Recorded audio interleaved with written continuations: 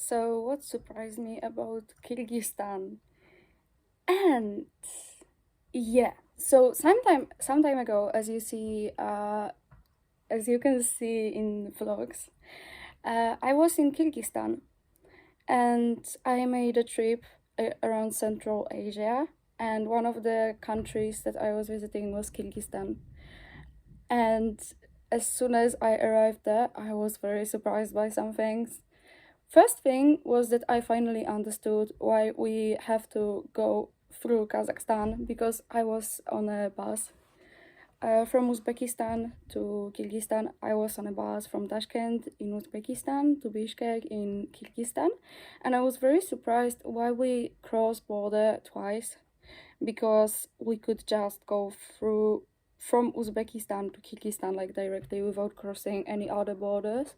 And crossing borders was very annoying, because they always thought that my passport is fake or that I stole it from someone. Like, they were always like looking and thinking that I don't know, that I stole it.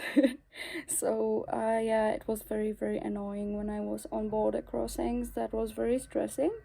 So I had to, and I was wondering why, because like Uzbekistan borders with Kyrgyzstan, and why are we going to Kazakhstan and then we are coming from Kazakhstan to Kyrgyzstan?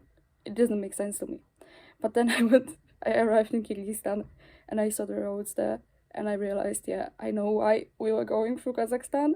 Like, roads in Kazakhstan and Kyrgyzstan, they were completely different. Like, in Kazakhstan they were much better, and in Kyrgyzstan they weren't the highest quality, let's say. So one of the things that really surprised me in Kyrgyzstan is how much time you have to spend to go from one place to another place, because this is a very small country, but you actually have to spend a lot of time going from one place to another. And this is partly due to mountains, because anytime you have country with mountains, it always it always takes a lot of time to go from one place to another. That's why people are like so impressed by Switzerland, that you can just go from one place to another quite quickly, because they have like very good railway service. I mean, in a meaning of, going fast, not in a meaning of being affordable, because I was in Switzerland and the prices for the train were absurd, and I would never spend so much on a fucking train. Like, I hate trains. No, but it's like it is not something common. That's why people are impressed. Because countries with mountains, it takes a lot of time to go from one place to another. I was thinking about going to Osh, which is second biggest city in Kyrgyzstan, and I realized that to go to Osh, which is not that far away from Bishkek, you have to spend 12 hours, 13 hours, something like this. And I was like, no, I don't think that's a good idea. And also, trains do not go very often. I was thinking about going to one city by train, and turned out that it goes only twice daily, and the trains are very slow and very old. So yeah, it's not the best communicated country. Another thing that surprised me, which is also about transport, is that a lot of bus and tram stations are unmarked, and people were like, "Oh, there's a tram going there," and I was like, "Yeah, great, then I will go by tram." But then I didn't know where to wait, because there were no stations that were marked as bus stations or tram stations. It was just stopping in some places that were stations, but I didn't know that they were stops. I didn't know that there were tram stops or bus stops, so I didn't really know how to take that tram or a bus. So that was very annoying. And it like being in Kyrgyzstan kind of felt like going back in time, because everything was very old. Like,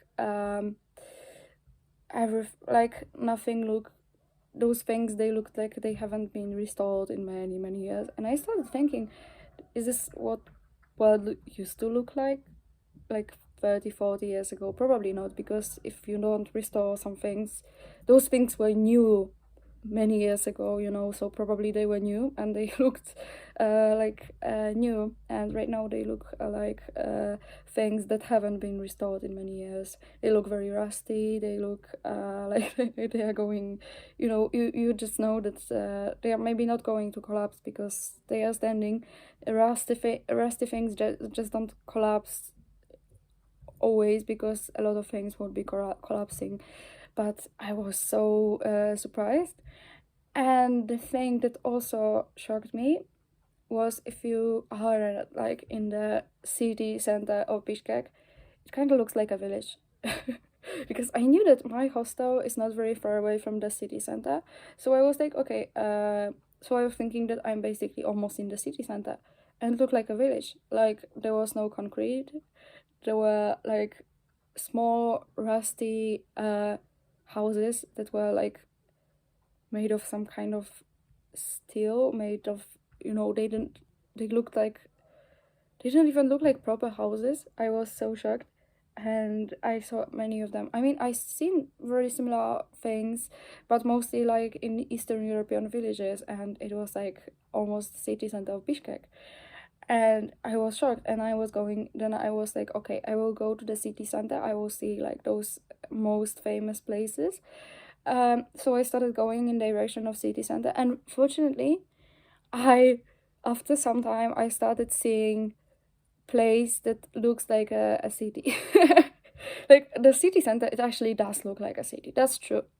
But like the outskirts, even not the outskirts, just you go, you know 10-15 minutes from the city center, and you see places that look like a village, which is not a bad thing, it's just interesting, and it's just something I didn't expect.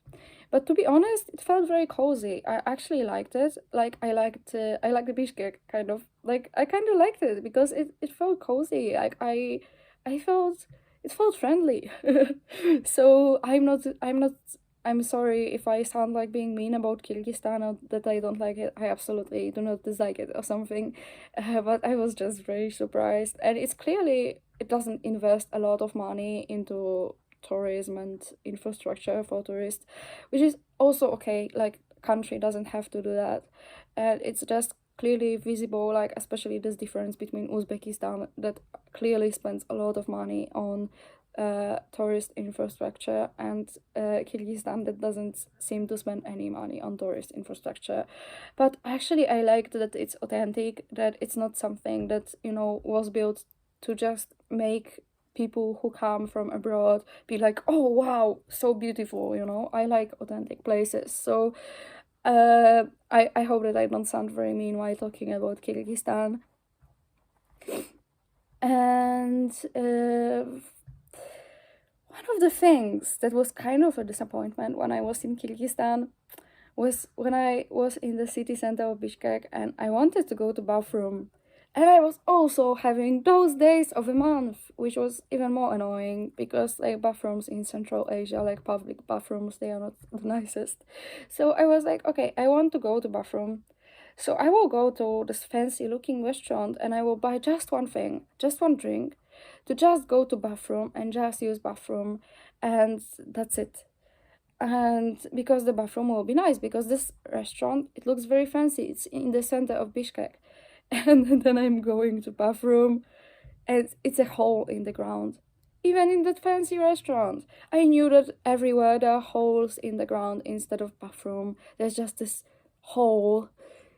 But in in this restaurant, I was like, seriously, even here? Like, I went there to have a normal bathroom. That was the reason why I went to this restaurant. That's the only reason. But yeah, I mean, I took what I could. I went to the bathroom. I didn't have much of a choice, but I was kind of disappointed. So this is another thing that kind of surprised me. But unfortunately, when I was in Kyrgyzstan, I didn't see the things that are like